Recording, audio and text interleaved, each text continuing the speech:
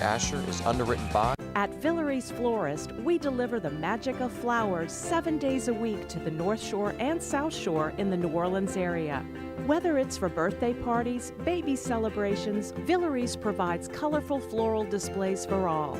With a store full of fresh-cut flowers, exotic tropical flowers, orchids, roses, and even fruit baskets, our goal is to make your vision a reality. Villere's Florist, proudly serving Louisiana since 1969.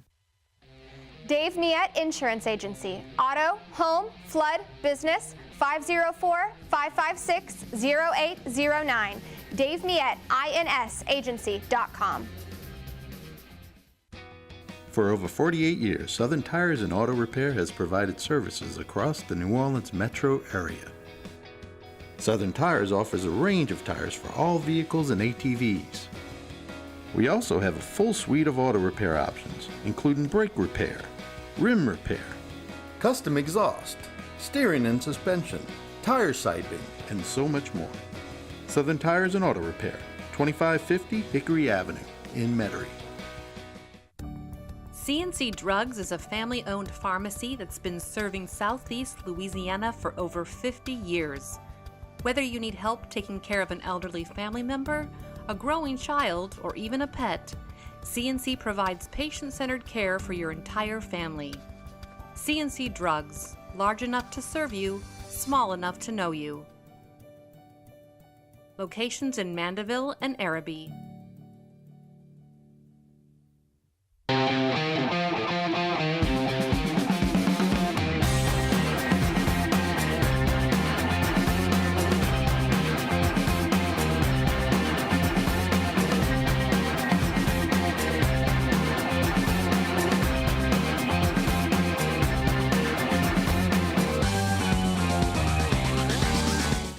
Good afternoon and welcome to another edition of Inside New Orleans Sports. I'm your host, Eric Asher. Over the next hour, we'll cover all the home teams. We'll talk about the Saints, LSU Tulane football. We'll also touch on college basketball. We'll talk about the Pels as they go into the All-Star break. Of course, the Super Bowl coming to New Orleans. And of course, breaking it down for us, one of the best we have, Jeff Duncan, columnist for the New Orleans Times-Picayune, The Advocate, and NOLA.com, and also a contributor at Fox 8 Sports. Jeff, welcome to the show. Always good to have you, my friend. Before we get started, got a book coming out pretty soon. When can we expect that book to hit the shelves? For folks that don't know about the book, tell us a little bit about it as well. Yeah, very, very excited, Eric. Steve Gleason's memoir. We've worked on this project for the last about 2.5 years with Steve and his team. Michelle is his great wife, and the book will come out in late April. It's called A Life Impossible, and basically it's just Steve's life, his whole story of how he got to the Saints, became a professional football player, and then of course was diagnosed with ALS in 2011, and is still going strong. Right. 13 years later, unlike anything I've ever really seen. His inspiring story, I think, will touch a lot of people beyond sports and beyond just ALS. It's a story about life more than anything else. In this case, because you and Steve are friends, you've been friends for a long time. You covered him, obviously. How different is this book than your previous books? Oh yeah, that's a good question. It's a lot more personal, and I'm actually collaborating with Steve. So Okay. Steve, we're both co-authors, but Steve is a brilliant writer himself, and so he wrote. It's his story. So he wrote a lot of the book. We wrote it together along with Michelle. So that was different. We're working on a collaborative process. And also there's obviously challenges with Steve's ability to write because he has to use eye tracking technology. He's got cutting edge technology, but he's still at a slower rate. I think Steve types about 10 words a minute, whereas most people can communicate 10, 11 times faster than that. Right. So that is obviously a challenge in how we were able to produce the book. But it was also an incredible experience. Everything that I knew about Steve, how he made the NFL as an undrafted free agent, made an 8-year career, was a team captain, an alternate for the Pro Bowl, was a special teamer. All those traits that he applied to make it in the NFL when a lot of people didn't think he could, I saw him employ on this book process with huge challenges, and every one of them he knocked down and produced what I think is a pretty extraordinary book. Yeah, and of course, it will be out late April. Yeah, but you can pre-order it right now on Amazon.com or at Knopf Publishing. We'll be at the New Orleans Book Festival having a session there. Okay. We won't have books yet, but you can pre-order it there. You can come out and meet Steve. We're going to have a session there, and then we'll also have, of course, signings here in town once it's released. As far as the challenges or the timing of doing this, you put a lot of time into the previous books. How different was this one when you're working with Steve? Again, still having to do, you're still working, right? Okay, so trust me, yeah, it was a lot. I mean, it was a lot. Well, and look, Steve's a perfectionist, which is one of his great traits. So he wasn't the normal collaborator where a lot of people, you do a ghostwriting project, you write the book. For instance, Sean Payton's book that Ellis Hennigan wrote. Right. I mean, Ellis wrote that book in Sean's voice. Now, Sean was involved, but he was basically here for 2 weeks of interviews, and then he went off and wrote the book, and then Sean edited it.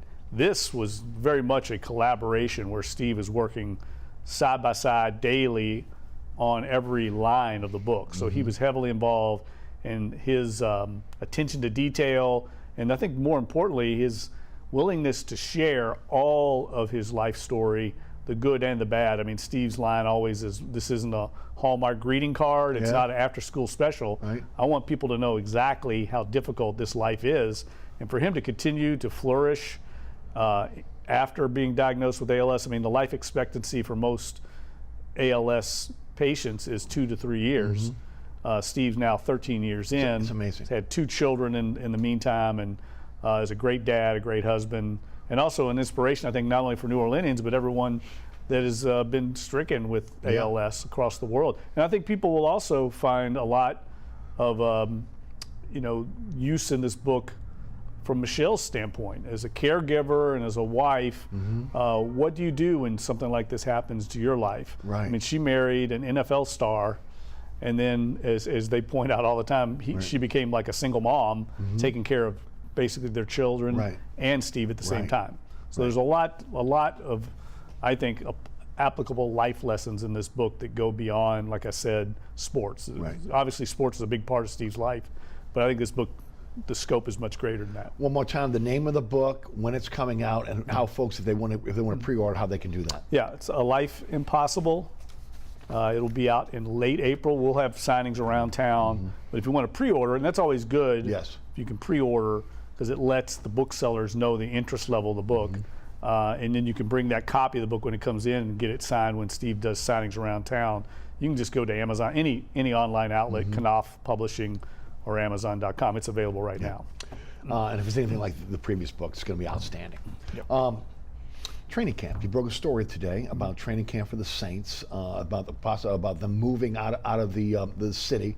There's some backstory here as well. Why don't you take us from, again, because you've known this for a while, you put the story together. Tell us a little bit about it. Yeah, look, we talked about this way back at the start of training camp, because the Saints have a renovation project. I mean, they've outgrown that facility out there. I mean, I think people need to understand, when they built that indoor training facility and their headquarters decades ago, they didn't have the Pelicans. They didn't have the size of their administrative staff that they have now. I mean, they've just overgrown that facility, and part of this new renovation is going to be the cafeteria, which they use to feed their staff out there during the week. Also the football team, obviously. Basketball but team, also, and then the indoor training facility, which is adjacent to the cafeteria.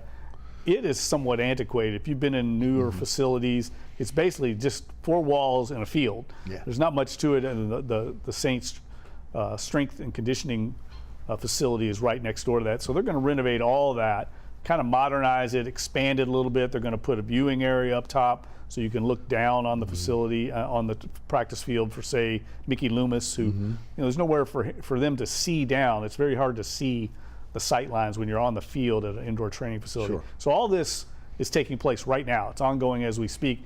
The project's not going to get done in time for the start of camp. So we've known all along they have to move camp somewhere. They have to have a cafeteria. They have to have an indoor facility to have practice.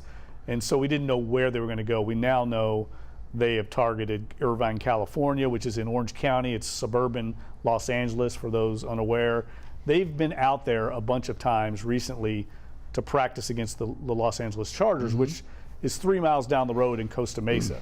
So they like that area. They're familiar with it. They have hotel connections there. They know the shuttle.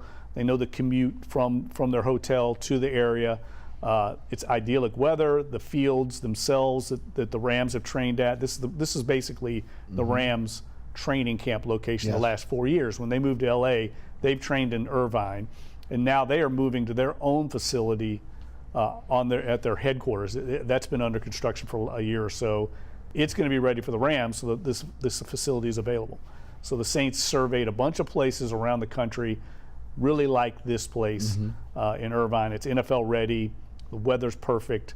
They know they're not going to lose practices to the weather. Yes. You know, so all these things kind of added up to them going away. I expect them back here in 2025 once their ongoing project is done. And I also think, look, I know it's probably a little bit disappointing for local fans who like to go out and see the team. And in the training camp, it's exciting. I expect them, when they come back here after they break camp, to hold some kind of public practice. Sure. You know, they'll maybe at Yulman Stadium at Tulane like they've done in the past, maybe on the North Shore, who knows where. But they understand this is kind of a one-off, but it's something that they had to do because of this project. It's something they had to do, but it's something I think is good for the team as well, to get away every now and then. I understand that, again, because of the state money and everything that's going on with the facility, et cetera, one of the reasons why, again, they're here practicing. But again, for the good of the team and for the upcoming season, it's good to get away every once in a while. Yeah. I'm one that doesn't want them away all the time, but I would like to see them every few years. Yeah, it's not uncommon. And if you remember, Jim Mora took the team up to Wisconsin, the Cheese League. The early years when John Mika owned the team, they went to Dodgertown and Bureau Beach, Florida. They were in Cal Western in San Diego. I think personally it's good just because of the weather conditions here.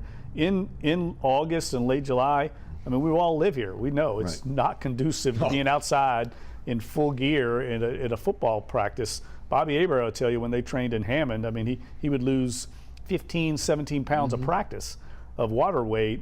I know that some fans think that this hardens the team by being in those conditions.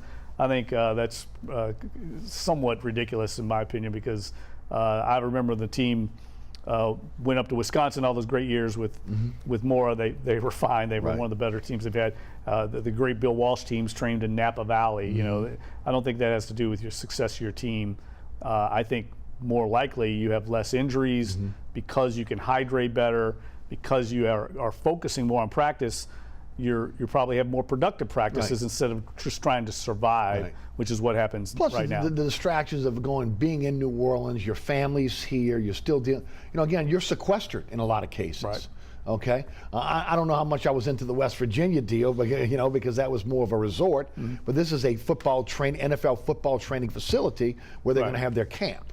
Right, but I don't think I think once you're on the practice field, you're practicing. You're practicing. Whether you're in West Virginia or you're in California, I don't think that carries over to the season. I think that's just people trying to put two and two together. I mean, the Saints had losing seasons when they trained here. Sure. And they've had losing seasons when they've trained other places. I don't think it has to do. I think it has more to do with the Jimmys and Joes than where you train. We'll talk about that in a few minutes. I do want to morph into, again, the one of the big stories, which is, again, the handoff from Vegas to New Orleans with, again, the 2025 Super Bowl. You mentioned the Saints upgrading their facility. Obviously, again, one of the teams will use that facility during the Super Bowl. It'll be interesting to see if Tulane can get their bubble up, okay, because usually, one of the other teams is practicing there. And then there's the ongoing renovations of the Superdome as well, which should be completed, obviously, for the Super Bowl. This is huge for the city. This is going to be a huge time for the city when you talk about, again, as my director and I, William Hill, were talking about before the show, New Orleans Bowl, Sugar Bowl, and then you're getting into obviously the Super Bowl. After that, you've got Mardi Gras and Jazz Fest. That first part of 2025 is going to be enormous for this city in terms of economic impact with, again, what we're going to be dealing with. My fear is what happened the first weekend of Mardi Gras. Again, the turbine not working, not dewatering the city, the infrastructure problems that we've had ongoing, again, that we've had 19 years to be able to complete and we haven't done it yet. And again, we're going to be in the spotlight here once again with, again, the Super Bowl coming in here and another major event. And look, Jeff, you see this all the time now. It used to be New Orleans, Miami, Los Angeles, and a satellite city for all these major events, okay, major games. It's no longer like that. we're in an arms race every single year in bidding for these for these games. And you know from working with the Sports Foundation how big this is for the city and how much tougher it is now to be able to attract these games to the city. Yeah, I don't think New Orleans can just simply rest on its laurels because of its rich history of hosting these events. Yes, we have the culture. Yes, we have the world-class nightlife, the experience, walkable city. Yeah, the hospitality here is second to none. It's world-class. But it takes more than that now, and because, like you say, the competition is greater than ever. I mean, Las Vegas is going to be in the rotation. No doubt. Absolutely no doubt. They hit a home run. Our old friend Sam Joffrey ran that entire Super Bowl bid process. He's a New Orleanian. He was hired away because we were so good at putting on Super Bowls. He was hired away from New Orleans.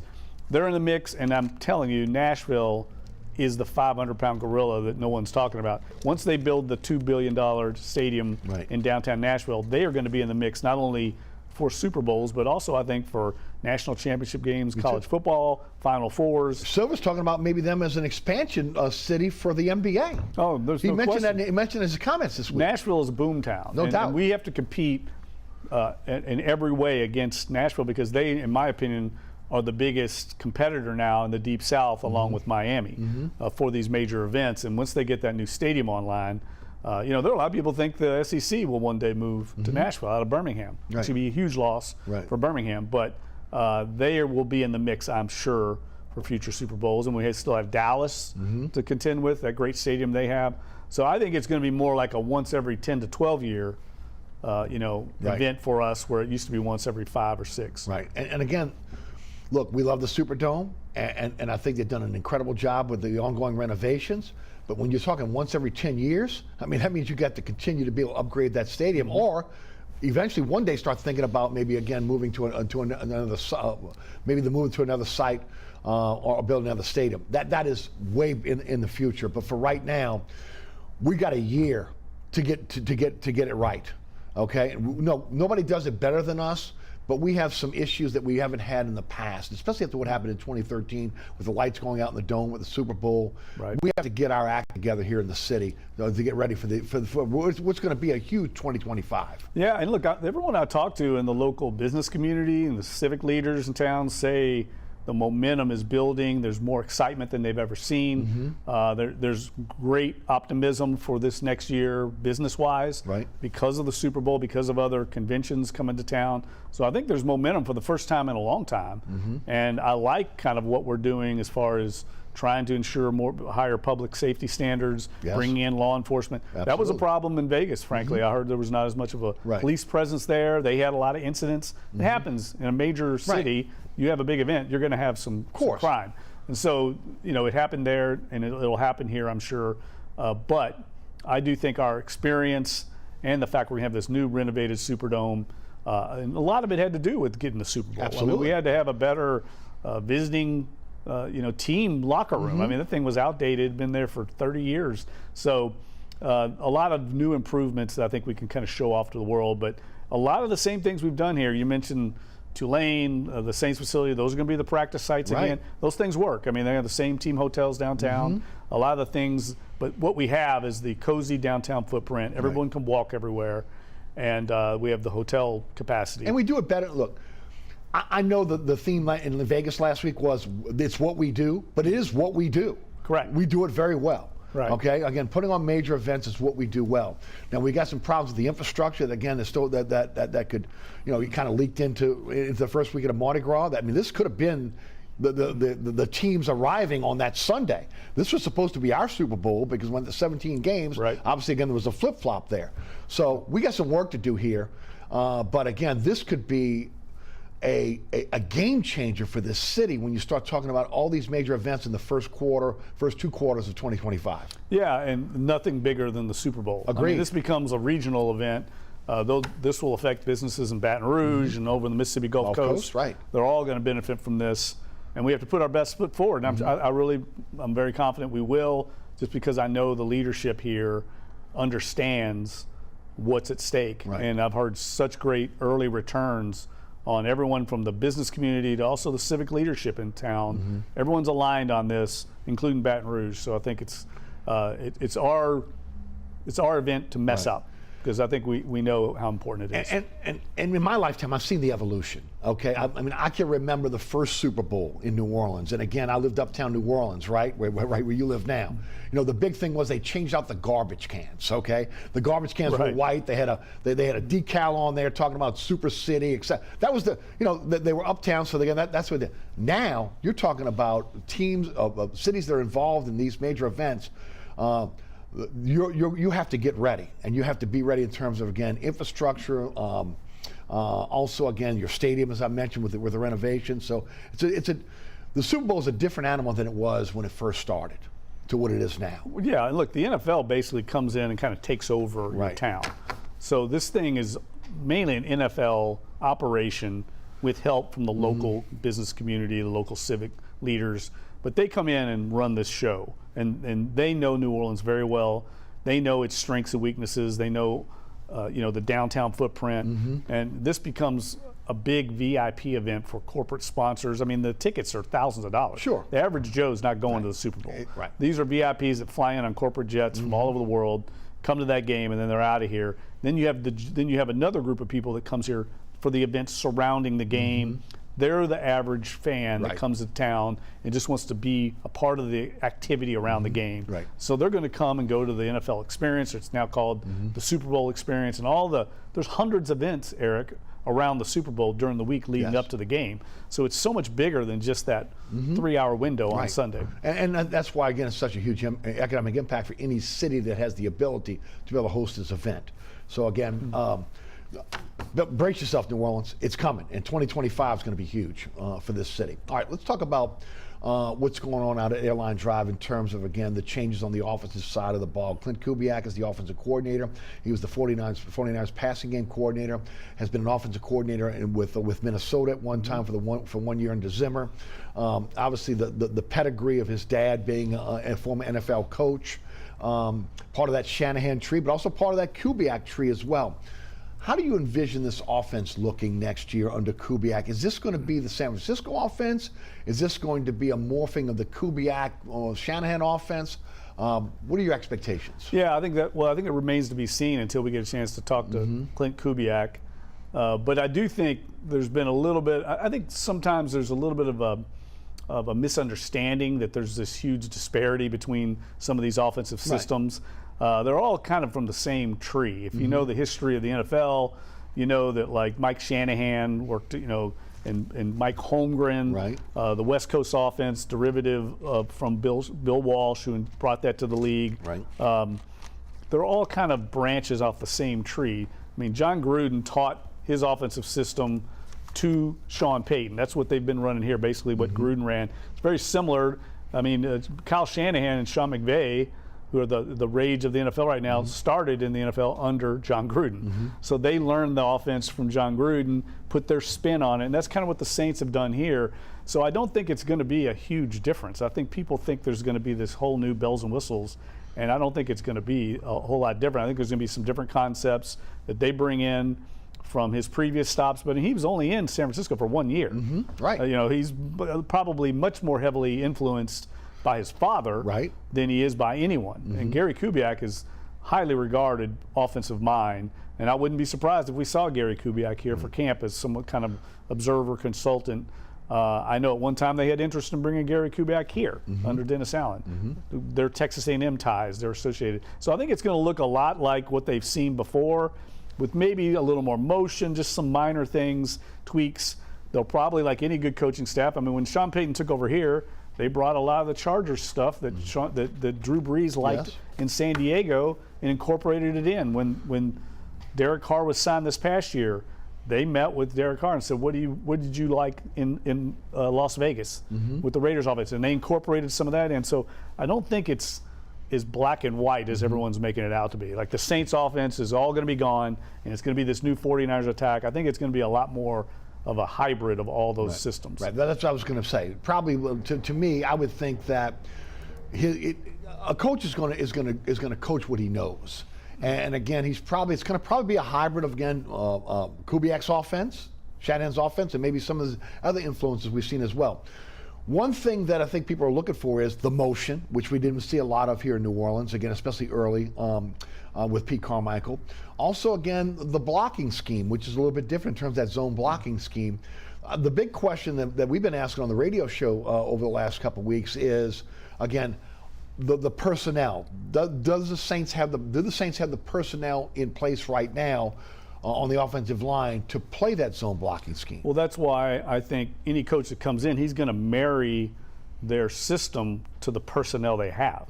So that's why, any good coach, they're not going to fit a round peg into a square hole. They're going to make the system adapt to what the Saints already have in place. I think the biggest difference we're going to see, and I'm not sure the casual fan or media member is going to notice it, the biggest difference is going to be in the running game. Right. More so than the passing game.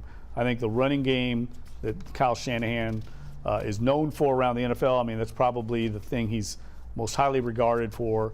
And if you listen to Dennis Allen after the season, the thing he talked about the most was getting an improved rushing attack. Now they're bringing in Rick Dennison to run the run game for them, to be the run game coordinator. He's a longtime Gary Kubiak protege.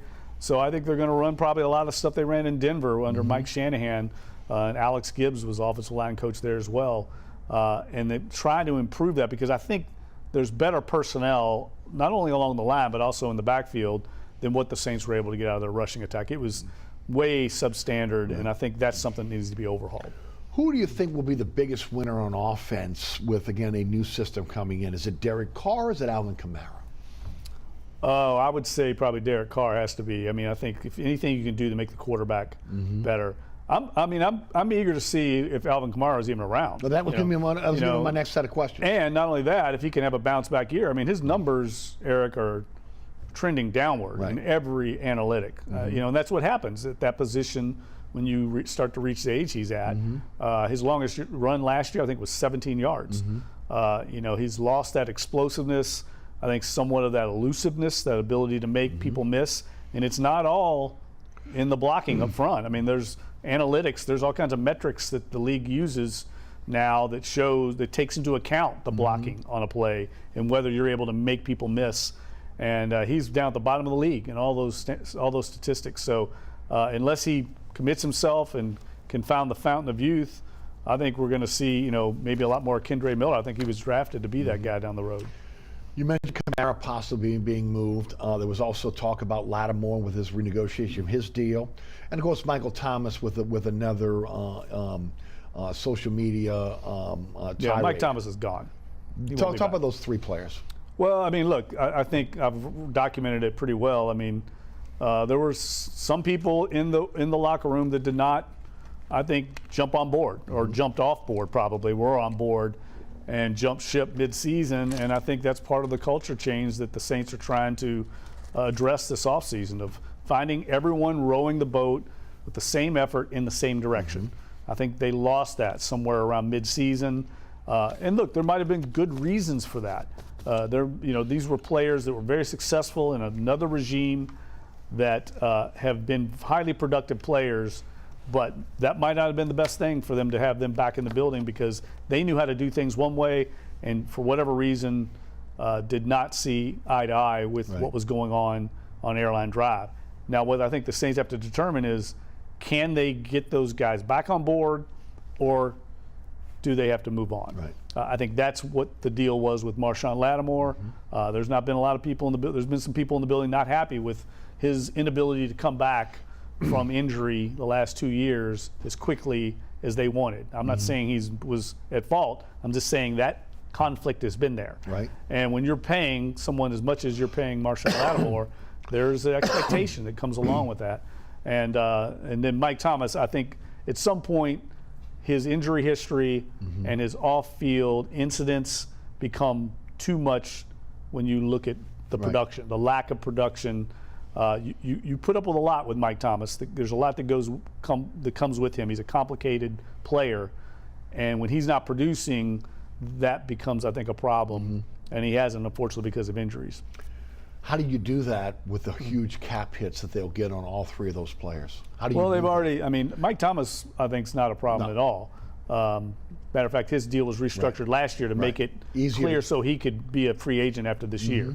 And I think at one time, Mike Thomas there was interest in maybe re-signing him to a extended contract. But once things went awry this season, I think they've moved on. And I think Mike Thomas will be happy to move on too. Lattimore and Kamara are a little more complicated, but the restructure of Lattimore's deal was done to free up some of that and make it a little easier. And look, it might be better for Marshawn Lattimore too. Maybe he's looking for a fresh start. I know Mike Thomas is probably looking for a fresh start. But these were star players, highly popular players with this team. So the organization isn't ready to just completely wash their hands. They understand how popular they are, but they also know that they're trying to win games and they need everyone on board. So I think there's a little bit of we need to get to some resolution here, especially with a month to go before free agency to figure out what direction they go. It's a little bit early, but leading into free agency, into the draft, what do you think the two, let's say the biggest needs are? To me, it's offensive defensive line. But if you are going to move off of a Kamara, maybe you start looking at running back as well. But to me, offensive defensive line seem to be the two biggest needs for this team. What are yours? Yeah, look, I think they could improve the interior of the defensive line. I think they could use another edge rusher as well. I mean, I think the pass rush has been substandard for the last couple of years, been trending downward. But they've got investments already on the roster in Isaiah Foskey and Peyton Turner. They haven't gotten much out of either one of those guys. So I think there's going to have to be some development and progress there for those guys. They both were taken high for a reason. They believed in them.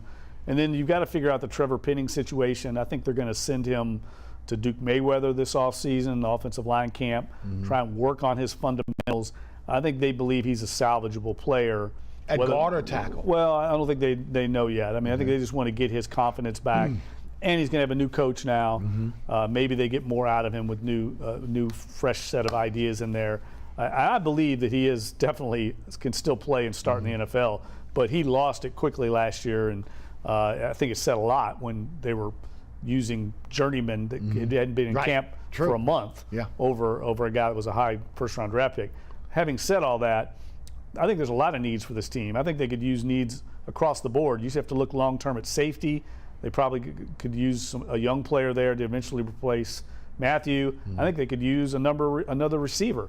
As good as Chris Olave is, if you could stick Malik Neighbors out there with him, I mean, you'd be doing well. I mean, I think they could use a real. You think they could go with a receiver in the first round, possibly? Oh yeah, I think it depends who's there. Yeah, right. I think the way this team's always operated in the past, they've used free agency. Now it's complicated by their cap situation now. But they've used free agency to address all the holes in the roster. So when they get to April, May in the draft, they just take the best players there. I know that angers a lot of people, but it's actually the best way to go because you're taking the best football player. But I don't know if they have that luxury now because they're so limited by their cap. Right, $82 million over the cap right now. They're expected to be able to rework Carr's deal, which is going to free up some money. There's some other players, obviously, that this is, as you know, with dealing with Mickey Loomis for years.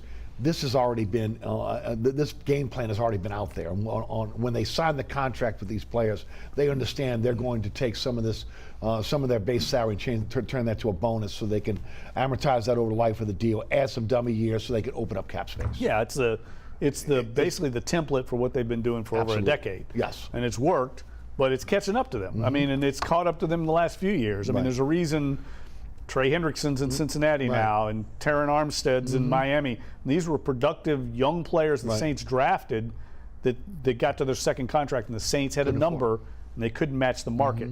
Normally, they would have matched the market. So there is consequences to the way they do business. No doubt. Jeff Duncan, columnist for the New Orleans Times-Picayune, advocate at NOLA.com, and contributor at Fox 8 Sports is our guest. I'm Eric Asher. I'm your host. You're watching Inside New Orleans Sports. When we come back, we'll talk Pels, then we'll jump into some college football and then college basketball. Stay tuned.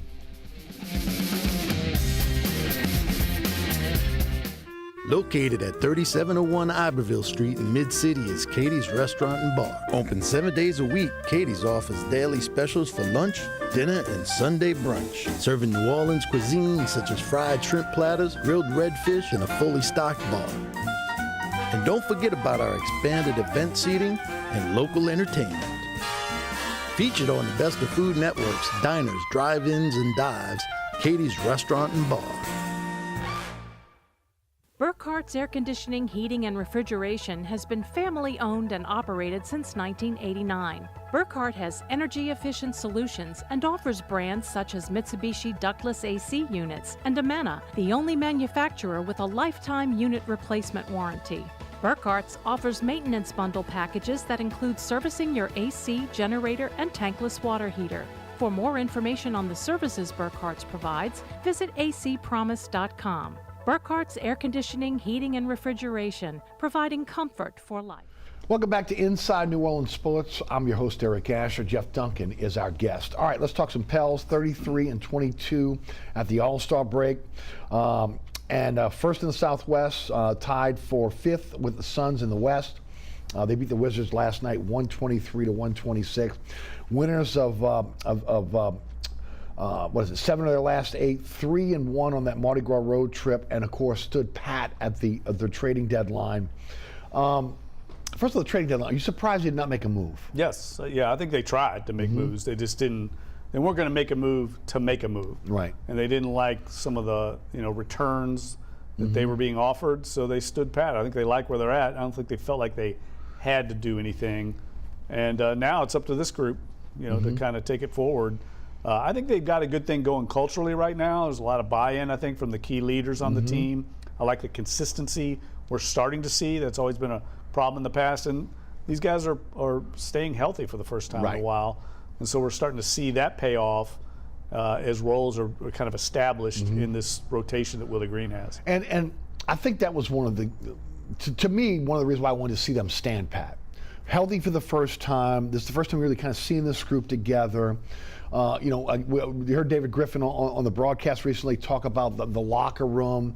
And I'm paraphrasing, maybe fearful to make a move to change the chemistry within that locker room. The two guys that were probably on the block to move were, again, Najee Marshall because of an expiring contract and Valanciunas of an expiring contract. Both, again, well, Valanciunas is one of one on that team. And to me, Najee Marshall, especially if you have injuries, is a guy that, again, that you can count on game in, game out. So again, I'm glad they did not make a move. I want to see what this team has and see how far they can go. I want to see them in a 7-game series. I think you got to identify what you have before you can move on and start tinkering with the product. Yeah, and I think the question now becomes just what you said. How good are they? I mean, we're going to find out, I think, this year. What I worry about, and I think I've seen this a little bit in discourse around the team, is are they just very good and not great? And I think we're going to find out. When you get to the playoffs, everything changes. 82-game season, you can get away with a lot of the things just over the course of, it's kind of like a baseball season. Right. At the end of a year, 162-game baseball season, the power hitter is going to end up with 30 to 40 home runs because it's a 162-game body of work. Same thing in the NBA, but once the regular season ends, there's defenses start targeting. They have much more time to pick apart your offensive system, your game plan, and it's going to rely on Willie Green and his staff and the leaders of this team to evolve and adapt. We're going to find out if they're good enough. I mean, it becomes a superstar league in the playoffs, and I'm not sure the Pelicans have superstars yet. I think they've got stars, but when you get down to the elite, that's what this game is kind of meant for. And I don't know if B.I. or Zion Williamson has reached that stage in their career yet. Well, we're going to find out. It's a 27-game sprint to the end of the season after the All-Star break, as you mentioned. This is where we start seeing the great teams, the contending teams really buckle down for this sprint. And then, of course, when you get into a series. One thing I do like is, again, the confidence of a Brandon Ingram, especially with his shot right now. C.J. McCollum is not injured as he was last year, which really hurt his progress. And then, of course, we're seeing probably Zion in the best shape of his career. And I think you're seeing that explosiveness that we saw a little bit at Duke now here in New Orleans. Off the ball defense, he's using more of a point Zion. He's getting to the basket. The passing and the unselfishness is a really big part of what they do, and it's one of the reasons why, again, they're 33-22 at the break here. Yeah, and look, I think that's, you mentioned winning 7 of 8 games. That was a difficult stretch. Yes, it was. I mean, going to the Clippers and beating them as handily as they did on their home court when they were playing as well as any team in the league, that was an eye-opener for me.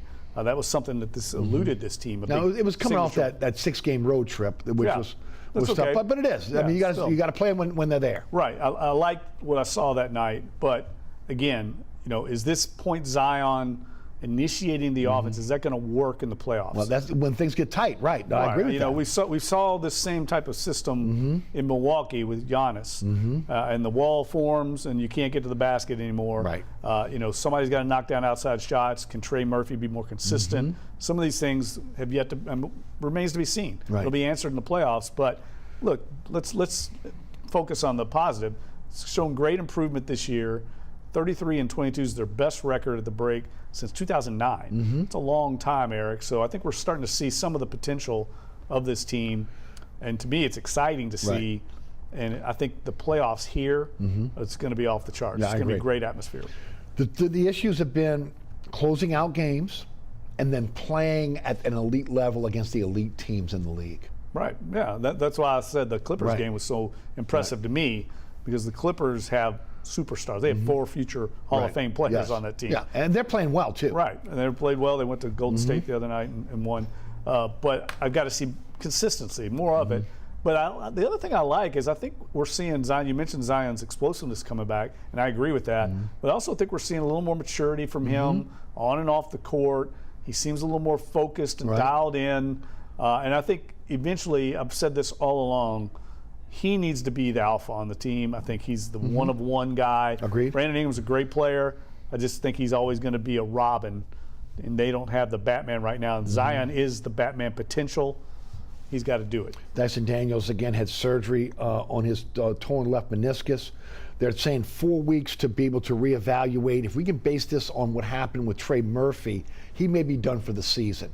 Maybe he comes back for the playoffs, but again, even in the playoffs, you're shrinking that roster, right? You're shrinking, so it'll be interesting to see again how that plays out. But look, Najee has not missed a beat here. Alvarado's gotten more time. So again, one of the things that you like about this team is it's got really good quality depth. Right, and so they're about 10 deep, to be honest with you. Yes. But that's the thing, I keep harping on this. You have 10 good players, 10, some really good players, but there's no just top 15 player in the league.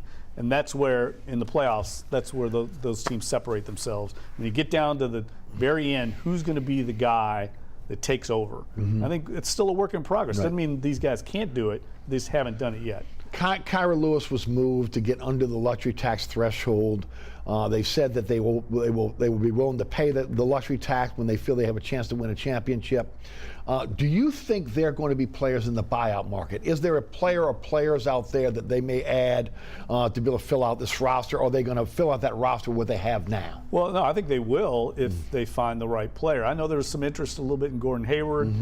He went elsewhere. A player like that makes sense in the buyout market. So I don't think they would be opposed to it, but it's got to be the right fit.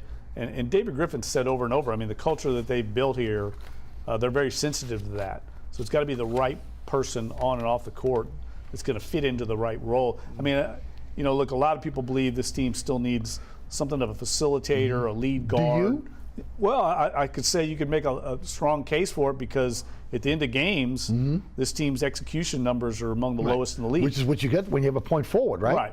Right. You don't have really that's not his role. Let's face it. So I think that works, like I said, in an 82-game season, you can get by with it. Right. But when it gets down to the playoffs and every game's going to be tight, you've got to execute. Right. You could use, I think, a facility. That's not C.J. McCollum's role. I mean, he's never been a true lead guard.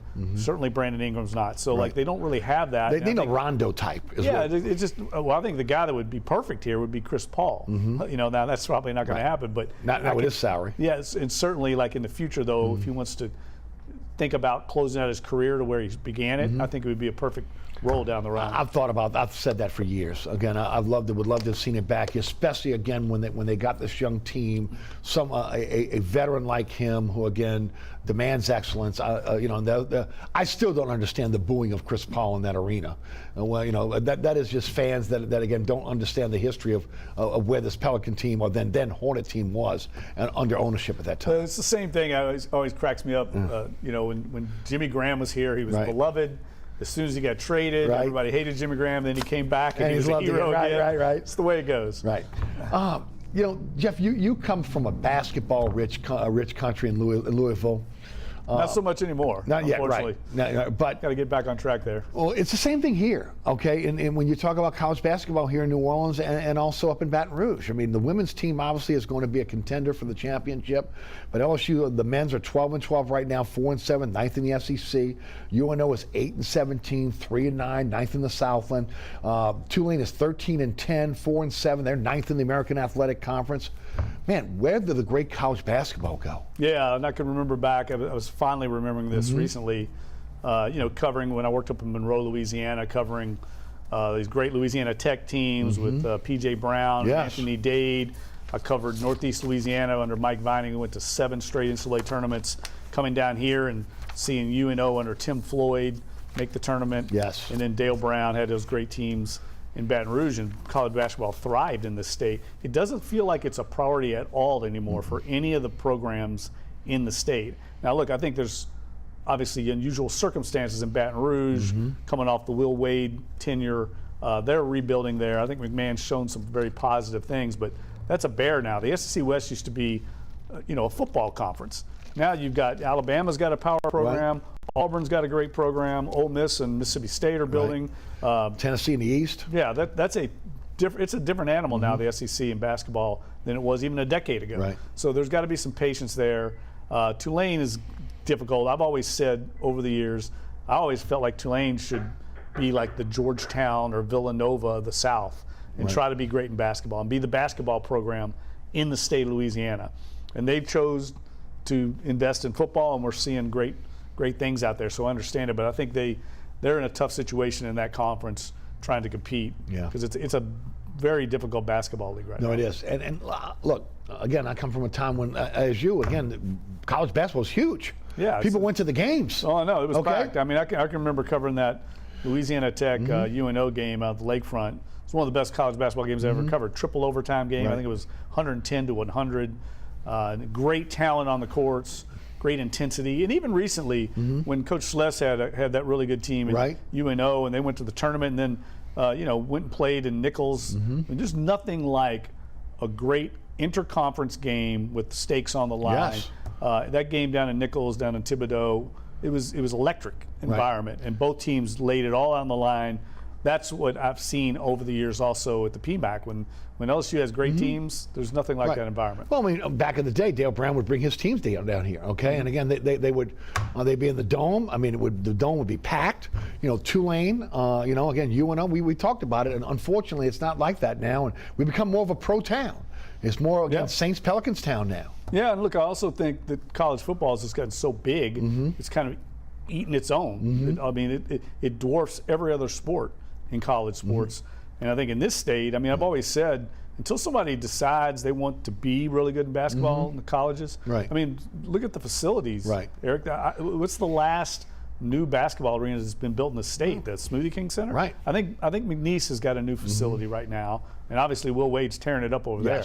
They're one of the best stories in the country, not only in Louisiana, but no one's invested in the facilities here. Even the PMAC is 40 years old. Right, and that'll change now with Mulkey up there, that's for sure. College baseball, again, expectations, LSU will get back to Omaha. Tulane, after what they did in the tournament last year, again, expected to Tulane, then UNO with Blake Dean.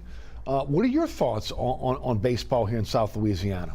Well, look, I think getting Jay Johnson and what he did last year, I mean, that changed the dynamic. I mean, now we're seeing LSU back to the days when they were the best program in all of college baseball. We're seeing every player wanting to play there. They've got so much going for them. I remember talking to Scott Woodward about this, and he made a really good point. He said NIL was going to change the game in particular for LSU baseball, because if you know how baseball scholarships are divided up, I mean, they have the worst scholarship situation of any college sport. Right. I think they have 13 and a half, something like that. So they have to divide up scholarships. And what would happen is schools like Stanford and Vanderbilt, these really premier academic institutions, could get players on academic scholarships. So they were getting elite talent. We were using tops down here. Yeah, and they were using full rides at these academic schools. Now the playing field's leveled because NIL can supplement those partial scholarships that they give. And when you have everything level, the culture, the history, the resources that LSU has, trumps every other program in the country. That's why I think they're going to take off and why they have taken off. Right. What about Tulane and UNO, though? Tulane, again, rich history in baseball. So does UNO. How do you see their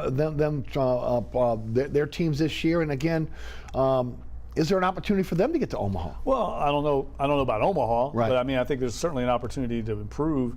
I mean, Tulane couldn't have gotten much worse early in the season, right. And then they kind of recovered late.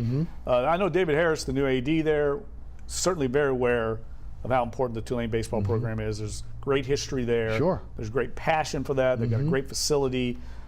They have to get that program back. To me, it's got to be football and baseball there for that program to kind of reach the potential it wants to be at. UNO, I think Blake Dean's a tremendous coach, and they should always be in the mix just because of their resources in the conference they're in. And look, UNO, Tim Duncan, I think, has come in, had time to now evaluate the program there, and he's understanding the challenges. I know they made a bid for football, got voted down by the students. So now they have a clear, I think, path now. Football's not going to be a part of it. It's got to be baseball and basketball there, I think, to get things going. Let's talk football. John Summerall, what he's done at Tulane thus far. Look, you look at the 5 stars, which again has been unprecedented in terms of him and what he's been able to do in the transfer portal. What he was able to do, number 1 overall class, the American Athletic Conference in this signing period class. Kids from Alabama, USC, Oregon, Kentucky, Troy, UCF, Western Kentucky, Furman, Idaho, and ULM. That's where he got his transfers from.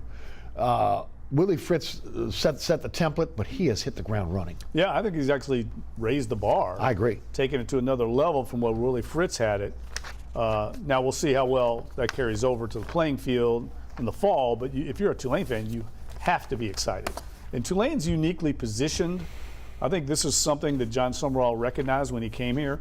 You could be a part now of the expanded playoff. You can be that team that gets in the college football playoff at Tulane. You can be that team. So I think there's got to be excitement on Willow Street for what Summerall's doing. Man, if you talk to him, his enthusiasm is infectious, and he's an impressive cat now. I mean, they could not have done better, I think, in the hire than they did now. With you. Now, Summerall is one of these ambitious guys. I mean, he may be in the SEC in 3 years. Right. That's okay. That means you've been successful. And then you become recognized as a program that you can be successful at, and then good coaches want to come there. Right. So it starts feeding, it becomes a self-fulfilling cycle. And if Summerall succeeds here at the level I think he will, he'll be in a Big 12, Big 10, SEC, but this program will continue forward because of what Willie Fritz laid the foundation, what Summerall's continued. I would agree. Up in Baton Rouge, the 4th overall class in the nation in the 2024. They're poised. They have the number 1 class in 2025. There's been some big changes on the coaching staff on the defensive side of the ball for Brian Kelly. Your thoughts on his offseason? Well, it couldn't have gone much better, I don't think. I mean, fans obviously wanted change on the defensive side of the ball. It needed to happen. He addressed that very quickly. But the recruiting has gone to another level now. And look, now you don't have the Goliath down in Tuscaloosa to deal with anymore. Suddenly LSU has a real chance here to be the kingpin. I think Texas is going to be a factor as well. But LSU, with their ability to recruit, the NIL and some of the other things that they've got going there, it made me laugh. I remember when Brian Kelly got hired, there was a lot of people thought that was a weird hire. Can he win? Can he win in the South? I was laughing. This guy's won everywhere he's been. Look at his track record. He's going to succeed even more here. That's why he came here. It's the same thing that Nick Saban said. And Saban isn't in Alabama anymore. Right. Which is what he was kind of, again, if he was looking at this toward the future, he knew eventually he was going to be out. He was going to move on. Yeah, Brian Kelly, programs like LSU, Alabama, these big elite blue blood programs, you have to have a CEO to run it. It's basically like a Fortune 500 company. And that's what he is. He's going to hire great coaches. He's going to take care of recruiting. And he gets it. That's the best way I can describe it. He's won at every place he's been. And look, I think it's only trending up in Baton Rouge. I think it's just a matter of time that they're back in that national title chase. With just a couple minutes left, well, literally about 3 minutes, what do you think the future of college athletics is now with, again, the major conferences? We've seen, obviously, with what's going on with the Big Ten, with, again, the SEC, next round of maybe of expansion. What do you think is going to happen here? Well, I think we're going to continue to see an evolving landscape. I don't think the conference realignment is finished by any means. TV's driving this. Of course. It's all TV revenue. Everyone's aligning up. Basically, the top 40 brands in college sports are going to survive, and I don't like where it's going. I think we've totally lost the academic or amateur mission. Yeah. Amateurism is over. What I don't like about it, most of all, though, from a competitive standpoint, is it's difficult now for a program to aspire to climb the ranks and become an elite program. Yes. The days of Florida State, where Bobby Bowden built that program and they became a blue blood, they weren't there when they started, but they were able to build that. Oregon wasn't Oregon. You know, this book I'm working on with Steve Gleason, he got recruited by Oregon out of Spokane, Washington. He said Oregon was not the Oregon back then. They didn't even have a baseball program. Right. So, you know, but they built themselves into a power. You cannot do that. Now, what these major college programs are saying is, we have our country club and you're not in it. And you're not going to get in it because we don't want to share all this money. To me, that greed, eating your own, is very dangerous. And I don't like the way it's going, but I think it's inevitable. Will it be two separate divisions now in the future, where we'll have the blue bloods, we'll have the top 40, and then maybe a subdivision for the rest? Right, and I don't think that's good for college sports. I don't either. You know, I like, maybe there's a way they can figure out to have a Premier League play-in. You can play your way into the top 40. I don't know if that's possible. I think there's a lot of things still have to shake out. It wouldn't surprise me one day down the road the athletic programs just became separate, almost semi-professional or professional entities related to the university, and really don't have these kids go to class at all. Yeah. Jeff, we got a minute. It's all yours. Tell us about the book. Yeah, look, I mean, like I said earlier, A Life Impossible, Steve Gleason's memoir. Look for us at the New Orleans Book Festival at Tulane next month. If you're out there, it's a tremendous event. If you haven't been, this is the third year. What they do at Tulane with that book festival, it's world class. Some of the best authors in the world come to this event. We're going to have a session there with Steve. And I think you get a chance to kind of hear more about the book in greater detail. Also get a chance to meet Steve and Michelle. If you haven't had a chance, great family. We marched with them in Hermes the other night. Right. Incredible experience. And look, I'm grateful and honored just to be a part of it because it was the most extraordinary experience I've had in my career. Jeff, thanks for being with us today. Yeah, thank you very much, bud. Appreciate it. There he goes. Jeff Duncan, again, Times-Picayune, advocate, NOLA.com, and of course contributor to Fox 8 Sports, and accomplished author as well. All right, thanks so much for tuning in. So many ways to catch our program. Now there's a QR code on your screen that will take you to my website, ericasher.com, and the WLAE-TV YouTube channel. I say it each and every week. Set your DVR, you'll never miss the program. So many ways to catch our program now. Pelican Sports Television, online, WLAE-TV, our YouTube channel. So again, set your DVR for your favorite time slot. You'll never miss the program. Catch me on the radio 106.1 FM. That is weekdays 4 to 6. You can listen live at ericasher.com, the iHeartRadio app, the TuneIn Radio app, our digital platforms. Anchor, Spotify is where you can find our podcast. And of course, as always, we want to thank the underwriters who make this show possible. Each and every one of those underwriters. Please support those underwriters, and of course our fantastic staff here at WLAE-TV who produce our program. Ron Yeager, Jim Dotson, Logan Graffia, also again Danielle Wick, Alice Chacon, and the best director on the planet is back after having a newborn baby, William Hill. For the folks here at WLAE-TV and Jeff Duncan, I'm Eric Asher. Thanks so much for tuning in. We'll see you next week for another edition of Inside New Orleans Sports.